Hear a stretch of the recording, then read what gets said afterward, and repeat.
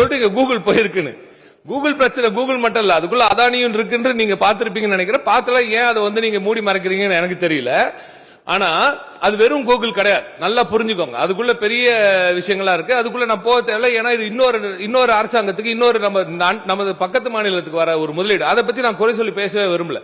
அதற்கு ஏன் நாம வேண்டாம் சொன்னோம், ஏன் நான் யாரும் கேட்கலன்னு சொல்றது மிகப்பெரிய அப்பட்டமான உண்மைக்கு புறம்பான ஒரு செய்தி. அதை நீங்களே சரி பார்த்து கொள்ளலாம். அதற்குள்ள என்னெல்லாம் அரசியல் இருக்குன்னு உங்களுக்கு நன்றாக தெரியும். கூகுள் நிறுவனம் வருவதா அதுக்கான இன்சென்டிவ்ஸ் எல்லாம் அவங்க என்ன கொடுத்திருக்காங்க, அதற்கு எவ்வளவு எதிர்ப்பு இப்பவே கிளம்பி இருக்கிறது என்பதெல்லாம் நீங்கள் பார்த்துக் கொள்ளுங்கள்.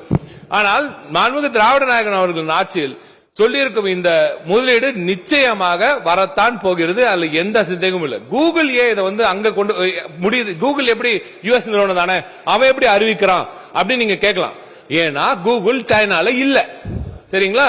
சைனால இருக்கிற ஒரு நிறுவனம், இன்னொரு யுஎஸ்லயும் இருக்கிற ஒரு நிறுவனம், இந்தியாவிலும் இருக்கிற ஒரு நிறுவனம் இந்த நேரத்தில் பெருசா ஓபனா அவங்களோட முடிவுகள் எல்லாம் சொல்ல முடியல. இதை மக்களாக, இந்தியர்களாக நாம் புரிந்து கொள்ள வேண்டும். ஒரு முதலீடு இங்க வரும்பொழுது இதையெல்லாம் ஜியோ பொலிட்டிக்கல் ரீசனா புரிஞ்சுக்கணும். அவன் ஏன் எல்லாம் சொன்னான், no new investment have been announce தான் சொன்னானே தவிர இன்வெஸ்ட்மெண்ட் வரலன்னு சொல்லவே இல்லை.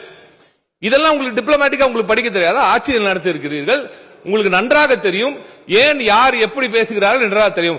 நான் உறுதிப்படுத்தி சொல்கிறேன், மாண்புமிகு திராவிட நாயகன் நமது முதலமைச்சர் அவர்கள் கையெழுத்திட்டது எந்த ஒரு தவறும் இல்லை, எந்த ஒரு உண்மைக்கு புறம்பான செய்தியும் இல்லை. நிச்சயமாக 14,000 இன்ஜினியருக்கு நம்ம தமிழ்நாட்டில் வேலை வாய்ப்பு உறுதி, 15,000 கோடி உறுதி. அதை தாண்டியும் வரப்போகிறது. இன்னும் கொஞ்சம் ஒரு சில மாசம் பொறுங்க, அது எவ்வளவு அதிகமா இருக்குன்னு உங்களுக்கு நாங்களே காட்டுறோம், நீங்களே பாப்பீங்க.